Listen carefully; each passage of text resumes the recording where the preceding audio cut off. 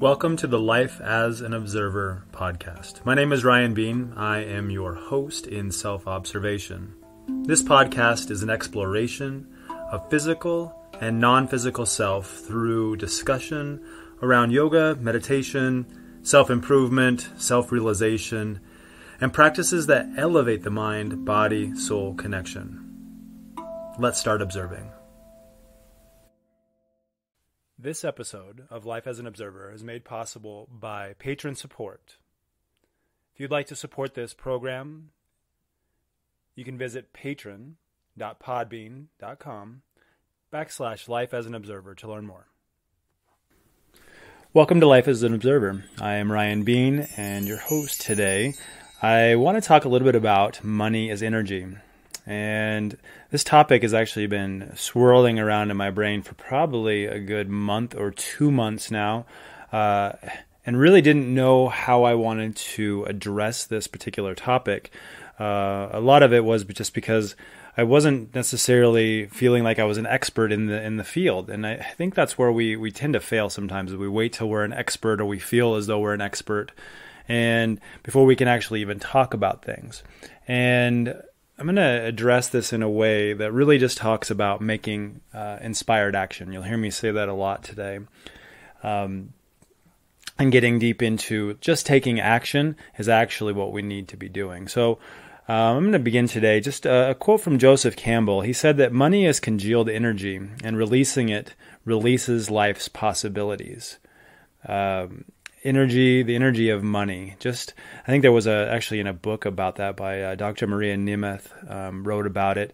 I haven't read the book yet, but I'm certainly very interested in going deeper into this topic, because really making money is about how we position ourselves and how we offer value. See, life is really hard when you don't know what you truly value, because you're putting your energy into trying to get rid of fear, or rather than trying to materialize what your dreams are. And a lot of this has to do with how we've created a story around money, abundance, where it comes from, what it actually is. So this podcast itself was developed based upon inspired action. Just do it. Even though you don't know what you're doing, even though you haven't done this before, it doesn't mean that you can't do it.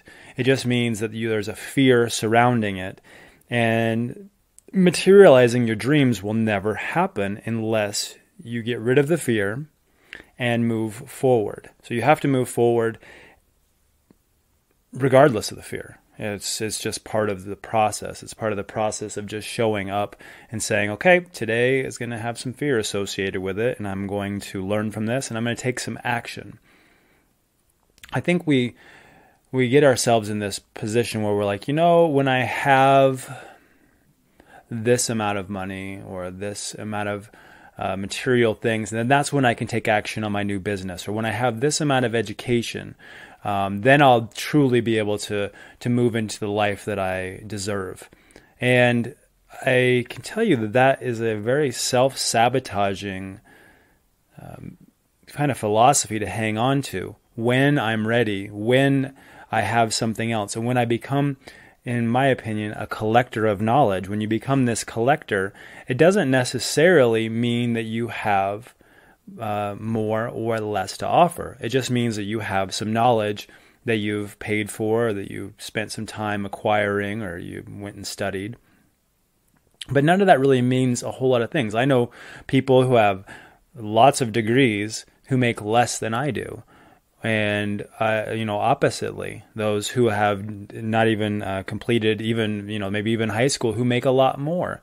So not that I'm undervaluing the importance of education, but many times we wait for education before we can say we're ready to receive. And so this takes us to our association and our relationship with money. Our relationship with money is something that has probably been adopted from your upbringing, whether that be from your parents, grandparents, just your association with money. Maybe you're further along in life and you've had a few ups and downs, And that trauma of losing or not having enough has become what you've adopted as your belief about money. And whatever those beliefs are, there's not enough in the world. You need to be in a certain position to be able to make that money. There's a whole lot around it, and a lot of it has to do around fear. So fears about money.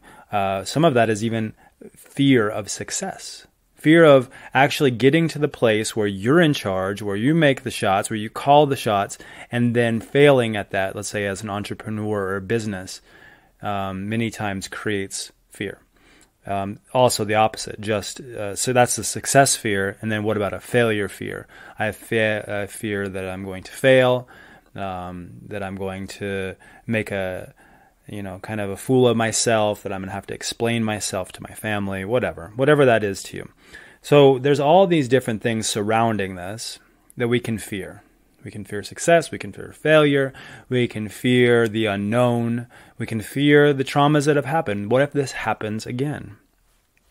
So we make these agreements with ourselves. And I'm going to kind of lead us into a small sort of meditation at the end about the agreements we make with ourselves. But money is all about how we position and offer value. And many times, even those who we find are the most value to our society, let's say teachers, for instance, someone who teaches children, have a lot of value. They have a lot of value that they're teaching and they're offering this to children. But what has not happened, and why there isn't the amount of abundance that maybe we would want, or they would want or expect, is about positioning. It's about positioning and putting yourself in a place where you can take what you've learned and all these skills you've acquired and making them more readily available to more amounts of people, or those who value what you have to offer. Listen to what I said there. You can offer what you have to small groups and maybe those who do not value what you are offering, or you can position yourself to be in a place where those people, where those groups, where those communities, where those governments, whatever it is, where you position yourself to be more valuable to them. There's lots of instances of this, whether it be teachers who haven't created their online courses or books and are just still teaching, making their wage every month, and wondering, when will teachers get paid more? Well, I agree, they probably should, but it's all about being in a position and value before you can actually even get that. By staying in the same school doing the same thing, there's no position, there's no value other than to the students who can't bring in more abundance for you. So we need to position ourselves. The same is true for artists. There's a lot of really amazing artists out there who have not learned to position themselves and offer value for their artwork. There's countless artists out there. We've even coined a phrase, the starving artist, right? The starving actor, and all these creatives that are valued by our society, but yet there's no abundance flowing to them, and it's because of positioning and offering value. I remember reading, and I maybe even talked about this in a previous podcast, about George Clooney, an actor who went to Hollywood, and he could act everything. He could, do every character and could do everything that he wanted, but he still wasn't getting the parts. And maybe it was just because he was maybe overacting. Now, again, I don't know acting all that well, so I can't be the one to say yes or no. But that he wasn't necessarily offered the jobs, not because he wasn't talented, but because he wasn't selling value. And when he realized that, when he would say, "What do you actually need from me, Mr. Director or producers?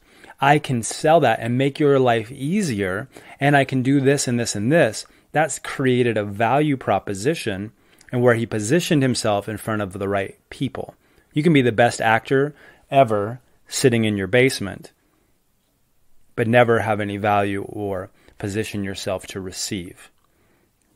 I find this in the work that I do. I teach yoga, and a lot of yoga instructors position themselves in studios, and they try to work and teach more classes. They'll teach 3 or 4 classes a day. They'll teach every day of the week. They'll have events. They'll do meditations, they'll do experimental classes, they'll guest teach, they'll do all kinds of workshops, hopefully trying to get a retreat one day. But this is all working really, really hard and not necessarily offering a position to advance past that. Now, value, maybe so. When you start teaching teacher trainings, you create more value for yourself. When you maybe offer your meditations, like I have online on a meditation app, you offer value there, and you've positioned yourself to a bigger audience. Through this podcast, a bigger audience, value of being able to communicate and to be able to speak in front of groups. So there's a lot of things that I've done to position myself to not only create more value, but then really being in front of different audiences. What we need to learn to do is when we find these great ideas that come to us and really tapping into our heart coherence, a place that just kind of says, do this. This is our intuition, right? And so we say, okay, I hear you. I feel it. I need to start a podcast. I need to create an online platform. I need to go live on Instagram every day and talk about what I'm learning. Whatever that is that you need to better position yourself for success and to be better at the skill that you're trying to acquire. Whether that be public speaking, whether that be being an artist, positioning yourself and putting yourself out there, even if you're afraid.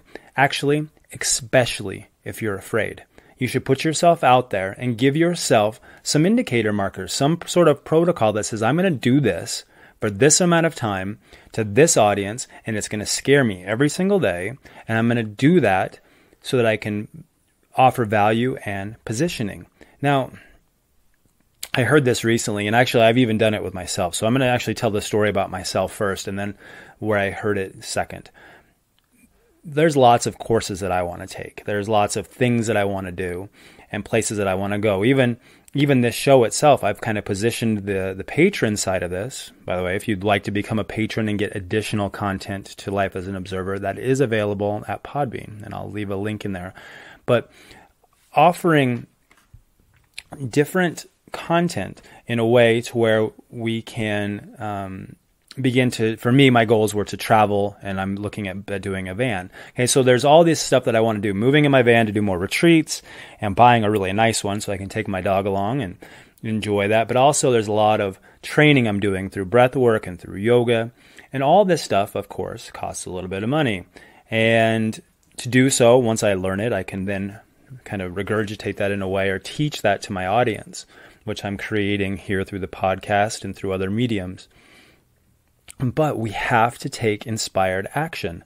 One of the courses I'm taking now requires me to fly to Poland and has 10 modules, and it's over a year long, and we lots of money to fly to Europe, and I live in the United States, so there's lots of stuff happening to move and go there and do this, and we can make all kinds of excuses. We all have different excuses for different things, right? We can say why we're not going to do it, and we can actually even rationalize it and have it make sense, but if we don't take action, then it's as though it never really even happened. It was just kind of an idea that will then come to torment us, right? Our thoughts come back and they say, you should have done that. And we have that regret.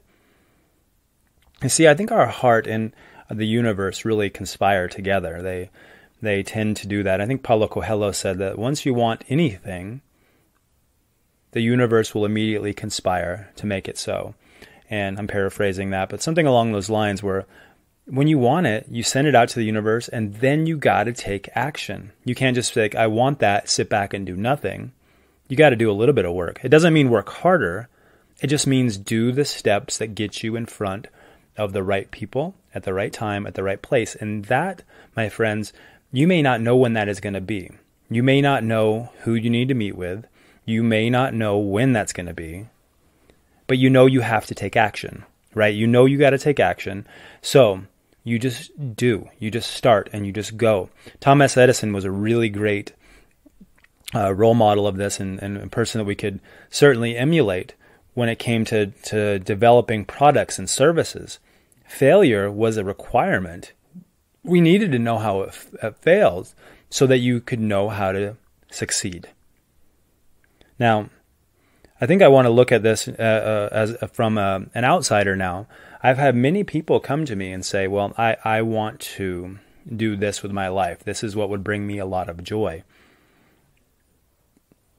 Well, remember what we said just a few minutes ago. Life is hard when you don't do what you truly value because you're putting your energy into trying to get rid of fear rather than materializing your dreams. So what are your dreams? You got to get clear on your dreams first. And then you got to get clear on your why. Why do you want that? And then you start listening to inspired action after meditation, after breath work, after just being in the quiet or being in nature. And then you let go of the how and the when. The how and the when are going to make themselves known to you through heart feeling or opportunities showing up, whether it be investment opportunities or whether that be travel opportunities. I was watching something on television the other day. It was on YouTube, and the gentleman was talking about how paper money, coins even, just anything, any kind of money itself, is really useless if it's not being used. Money should flow. Now, think about what that means a little bit. You can be a hoarder of money and hang on to it because you're so worried about losing it. But what energy is that putting out to the universe? If you're hanging on to abundance because you're afraid to use it, even if you don't have a lot of abundance, let's say you're still working on it, you're still trying to get ahead, and you're trying to make money. And your solution, which has been what you've been taught, maybe by your parents or your grandparents, is work harder, work longer, position yourself to get the raise at the job that you're at.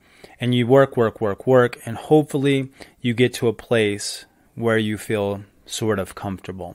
But is this what you truly want? Is this what you truly value? Are you doing what you want with your life's work? Or are you simply working for someone else, making them happy, doing their life's work? So we need to get clear on what we really want, moving past the dreams and materializing what our dreams are.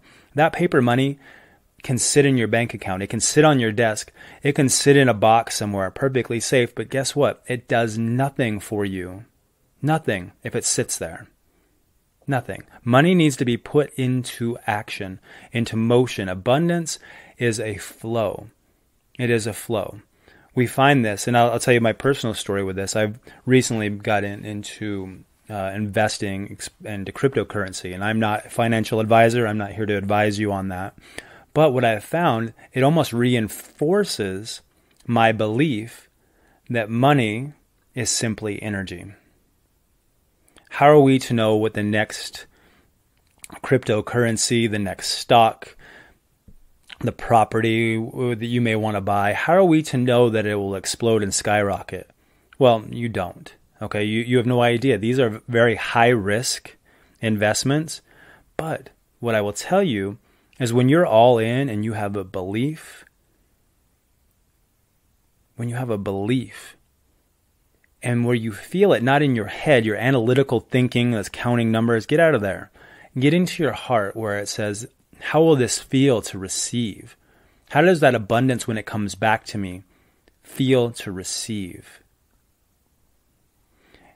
Putting your money that would just be sitting in your bank account, right? You would just sit it there or sitting underneath your pillow or in a safe somewhere, and putting it to action, whether that be for your, bettering yourselves, educating yourself, going to more schooling, and then talking about it on, maybe on Instagram or whatever your largest platform is. Whatever that platform is that you like to say is your biggest platform, use that as a way to teach.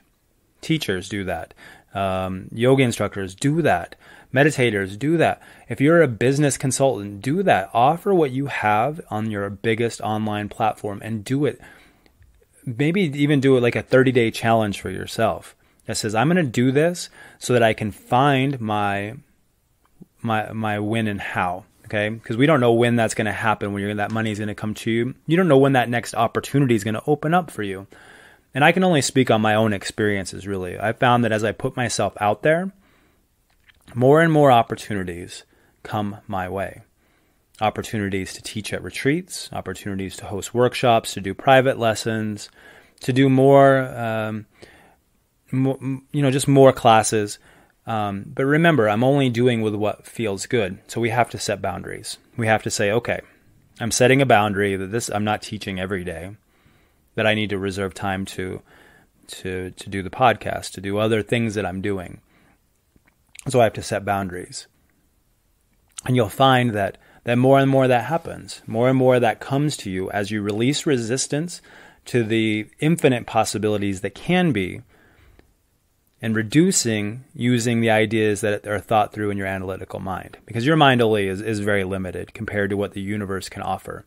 I would have no idea to manifest some of the opportunities that I'm currently now living in, that I'm embracing. Now, I manifested a lot of stuff deliberately, but some of the opportunities and places that I teach came to me, and I would have never have known about them.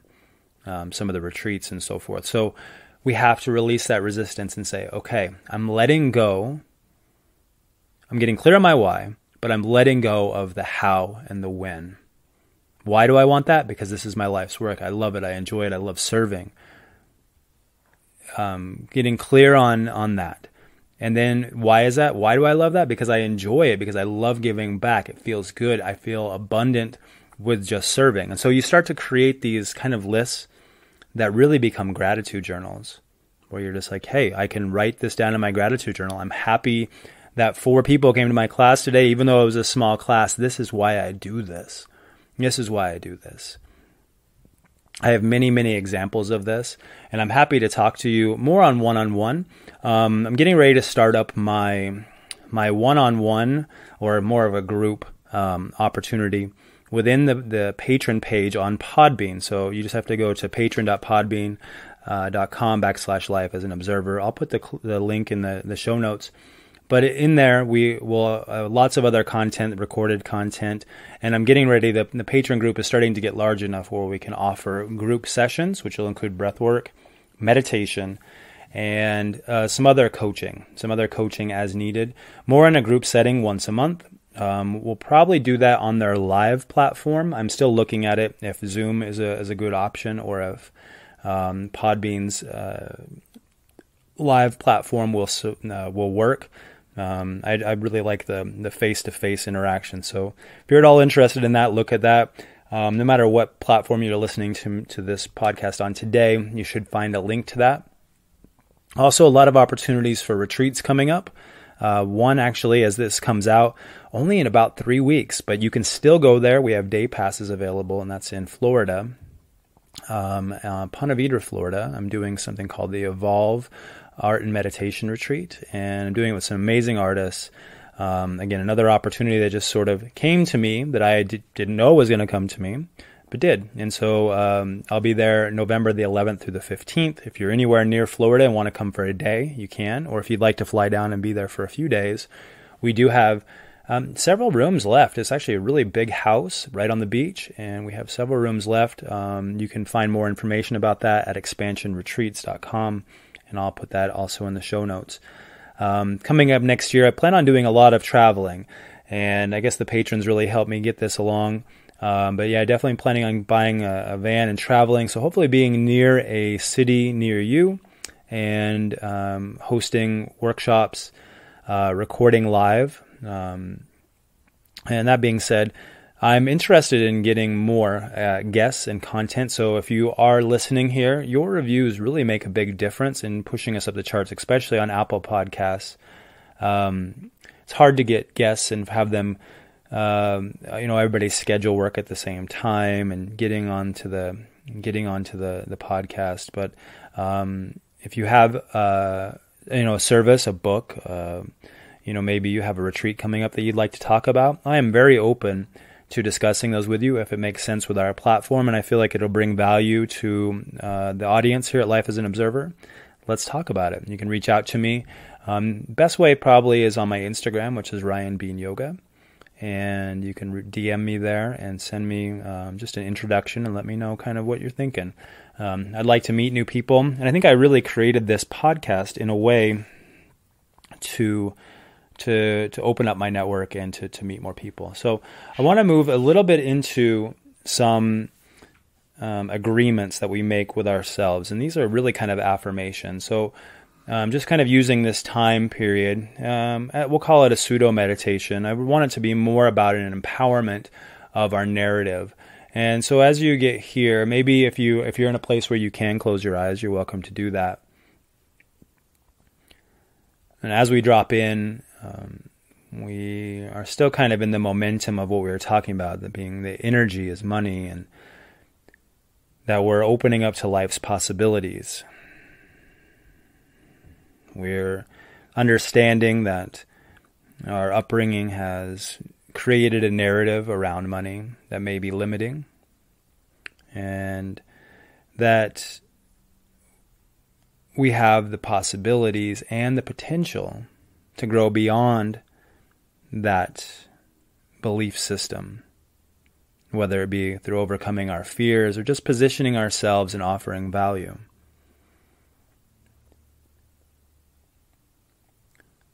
And maybe spending a moment here as we drop into our breath and move into the space beyond our analytical mind, moving past what we think about, but really what we have stored. The yogis call this the chitta, the storehouse. And we go into this storehouse of our mind and some of those things and those limiting beliefs that are there. And we move into the place where we can connect to the quantum field, where we move into where all possibilities exist and where there is infinite amounts of abundance, infinite success, infinite love. Everything is there. We move beyond that, maybe just by simply acknowledging that it exists. I know that abundance is unlimited. Just embracing that phrase, that word, I know that abundance is unlimited. I understand that I am capable of becoming abundant. I understand that I am capable of becoming abundant.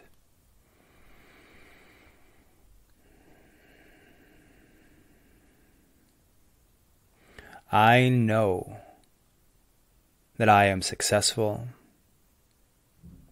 I know that I am successful.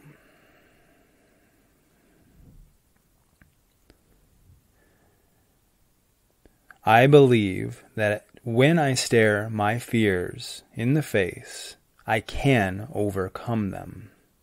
I know that when I stare my fears in the face, I can overcome them.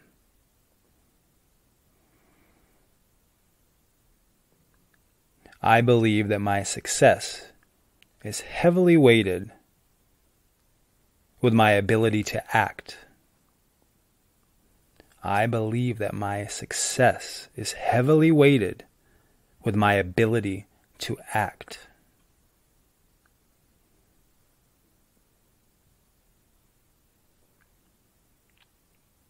I know that I have value to offer this world. I know that I have value to offer this world. Today, I will look for opportunities and I will find them. Today, I will look for opportunities and I will find them. Today, I will listen to the frequency of my heart, knowing that it will lead me to where I need to be.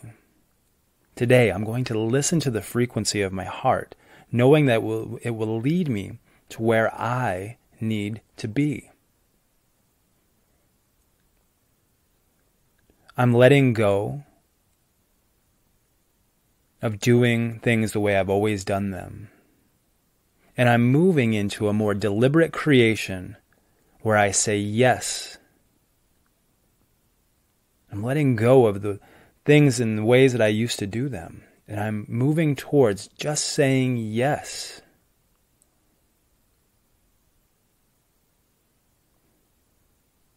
As I say yes with boundaries, my abundance will flow. As I say yes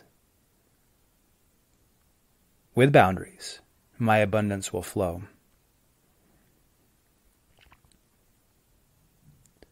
Money is just energy. Today, I will share energy with others. Money is just energy. Today, I will share energy with others. As I give, I will also receive. As I give, I will also receive.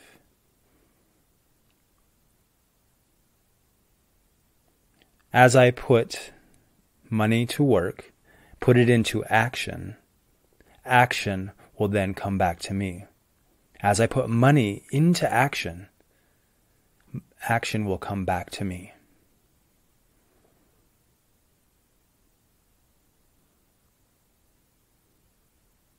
You must take action, friends, no matter what it is. The fears that you may have about being rejected or being successful or being a failure, you have to try. This is the limiting belief that many generations have not told you. They've said work harder. They've said work longer. Stay at the job that you don't like because there's stability. Lots of other excuses, but frankly, they are all excuses that are keeping you away from performing at your highest potential and receiving the energy that you are deserved to receive. Make investments, friends. Do it responsibly. Make investments in your education. Make investments on virtual currencies. Make stock trades. Buy land. Invest in a business. Whatever it is that you're passionate about, do that. Because what we're doing is we're moving past that hard life of doing what someone else wants us to do, doing something that we don't truly value. But when you move into that value and putting your energy into trying getting rid of the fear, you are materializing and manifesting your dreams. Give yourself 30 days of doing what scares you the most. It will become easier. 30 days of doing what scares you the most, and you will not only learn a valuable lesson, many valuable lessons, but I believe you will also step into the ability to manifest money, success, abundance, love, and all the things that you're trying to step into, but you have to do it for yourself. No one else can make that action for you. They can give you money, but that doesn't change your abilities to manifest. That just gives you money, and that doesn't really do much because it's just energy. Someone sharing with you, they're going to reap the benefits because they're sharing. Your job is to act so that you can begin to receive. Share wealth, share abundance, share ideas.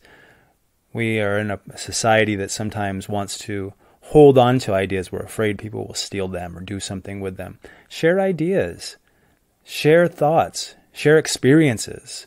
I can't imagine where I would be if I was the only one, doing breath work in this world and not sharing it with the world. Wim Hof is a really great example of that. He's someone who found something out, learned about it on his own, and then became sharing it with the world, not holding it on. Look how strong I am. Look how long I can hold my breath. Look how long I can stay in the cold. No, it's about sharing this with the world so others can join along. And that, my friends, is true abundance. That is sustainable abundance, and that is the universe beginning to bless you. Just a challenge. I look forward to hearing from all of you. I would love to see you on the Patron page if you're at all interested, or following me on some of the social media sites. Share this podcast with someone who you feel like might benefit from it. Just click and share. Send it to your Instagram stories. If it had any value for you or if it inspired you, I'd love to hear from you, and I'll share some of those. If you tag me, Ryan Bean Yoga, if you tag me, I will be happy to reshare those and keep your abundance going. thanks for joining today. I look forward to talking with you again. Look forward to some new guests. I have some new guests that we're lining up, and I'm really looking forward to having guests back on the show. So thanks for joining today. We'll see you on the next episode.